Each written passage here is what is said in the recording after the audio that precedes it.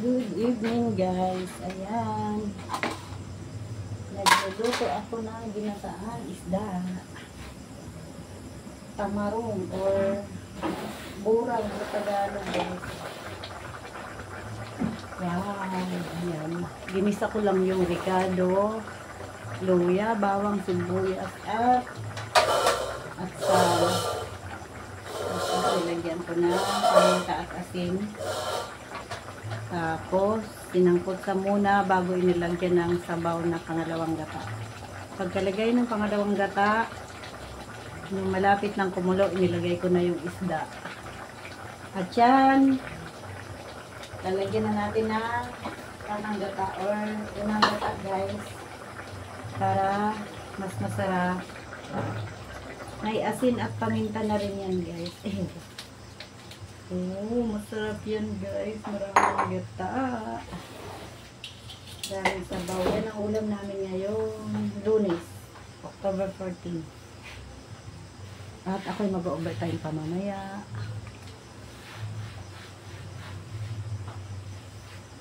And... Uy! Was! Hala, gawas! Was! Gawas na Meng. Hala, nanulod na ang mga iring. Antayin na lang natin guys na kumulo.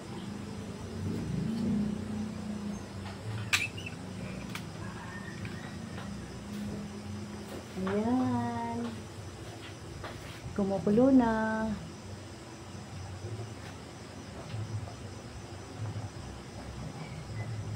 Nilagyan ko rin ng espada na sili guys. Yung green na sili. Dalawa na lang kasi ang sili. Wala nang walang bagong sili.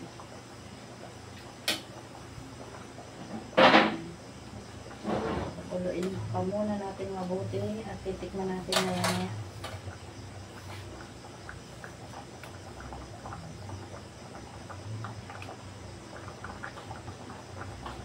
Ang taas ng tripod. Mataas pa sa akin guys yung tripod.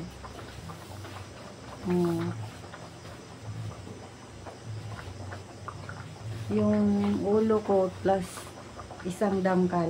Yan ang taas ng tripod. Para makita nyo itong niluluto ko. Kasi kung hindi ko itataas yung tripod, hindi nyo makikita yung niluluto.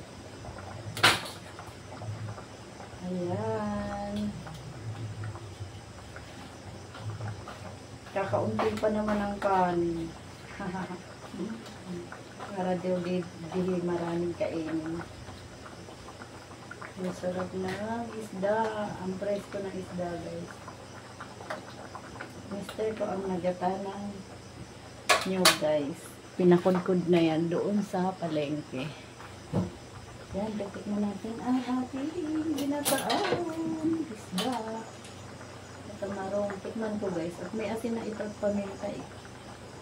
Pag matabang, lalagyan pa natin ng asin.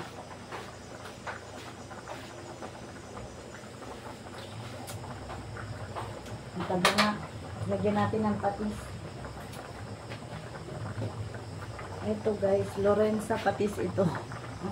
Pero nasa ibang lalagyan. Dahil nakabang siya, ito ang ating pinaka-final na timpla guys.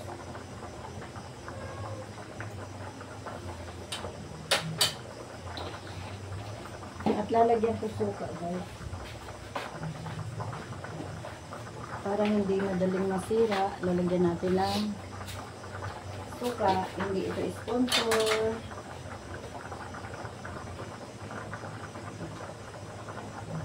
Lang guys. Mga 2 kutsara lang.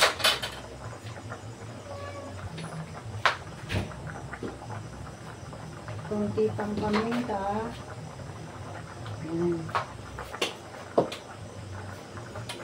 Titikman ko ulit mamaya para kung matabang pa asin ang ilalagay ko guys.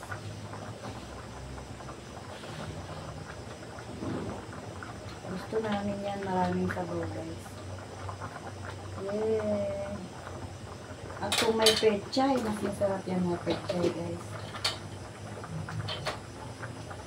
or eggplant. Ano pa ba? Masarap sa ginataang gulay. Ay, isda.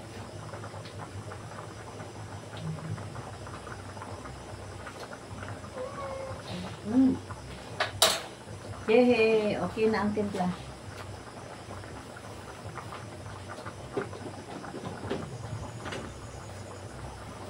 Ito na ang pinakang final nating timpla. Nakita nyo guys. Oh, brown sugar yan guys. Dagdagan natin. Yan ang pinakang final na timpla.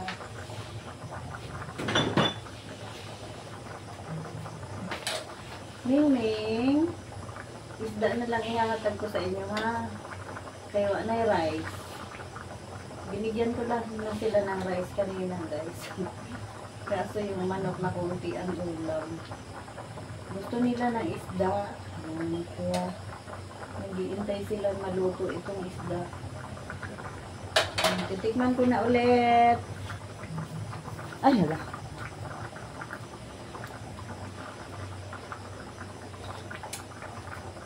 Ayan na. Luto na guys. Ah. Ang sarap na ang aking sabaw. Oh, ang sarap na ang isda guys. Presto. Ito na. Parang gusto ko pa tikman ulit. Ay, gutom na yata ito.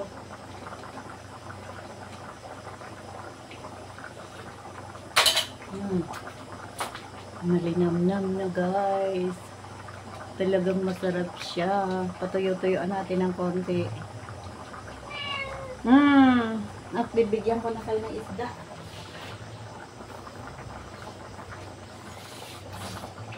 Magpapapak sila ng isda guys.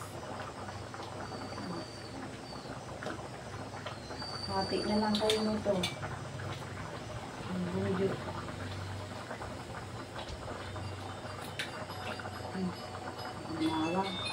Na. Bye-bye na guys. Thank you for watching. At maglalalog din ako sa Erin. Oh, Witra.